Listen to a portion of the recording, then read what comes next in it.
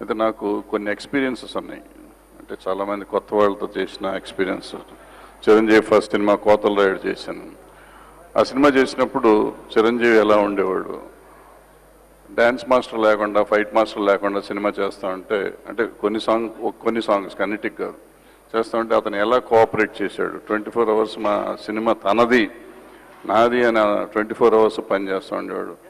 Next cinema మొగుడు కావాలి చేస్తున్నప్పుడు ఒకరోజు అతను 47 రోజులు బాలచంద్ర గారి సినిమాకి యూరోప్ వెళ్ళాలి, నైట్ షూటింగ్. నాకు అన్నయ్య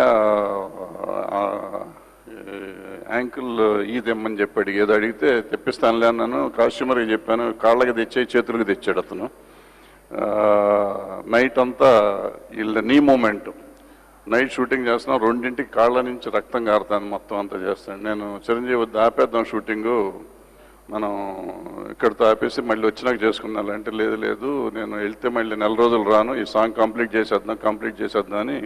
అంటే సిన్సియారిటీని గురించి చెప్తున్నా. అలాగే నెక్స్ట్ సినిమా ఇద్దరికిల్లాడీలకు వచ్చినప్పుడు అది భానుకి ఆల్మోస్ట్ ఫస్ట్ సినిమా, అంతకుముందు నాది మరో కురుక్షేత్రం, సెకండ్ సినిమా చేస్తున్నాడు.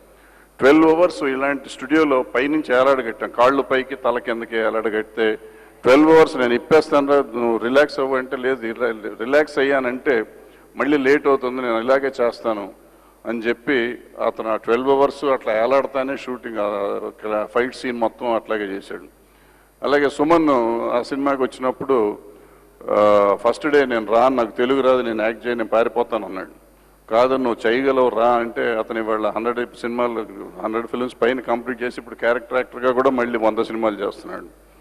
అలాగే శ్రీకాంత్ వచ్చి ఫస్ట్ సినిమా చేయరా అంటే భయంగా చేస్తూ ఉండేవాడు. ఆ సినిమా అంతకుముందు చిన్న వేషాలు వేసాడు, కానీ ఫస్ట్ టైం హీరోగా ఇద్దరికి 1/2 చేస్తున్నప్పుడు తను అంత సిన్సియర్గా సార్ ఇది చేస్తాను ఎగబడి పని చేస్తూ ఉండటంతో ఇవాళ అతను కూడా 100 ఫిల్మ్స్ కంప్లీట్ చేసుకున్నాడు. ఇప్పుడు నేను చెప్పిన వాళ్ళంతా ఆ బిగినింగ్లో వాళ్ళ ఎంతూజియాజము, వాళ్ళ సిన్సియారిటీ, సినిమా కోసం సినిమానే కావాలి, మా జీవితం సినిమా అనుకుని చేశారు కాబట్టే వాళ్ళు 100 సినిమాలు కంప్లీట్ చేయగలిగారు. అంటే వాళ్ళు ఉన్నాళ్ళు తక్కువ వాళ్ళని కాదు, బట్ ఆ సిన్సియారిటీ అనేది ఎప్పుడు పనిచేస్తుంది, వర్కౌట్ అవుతుంది.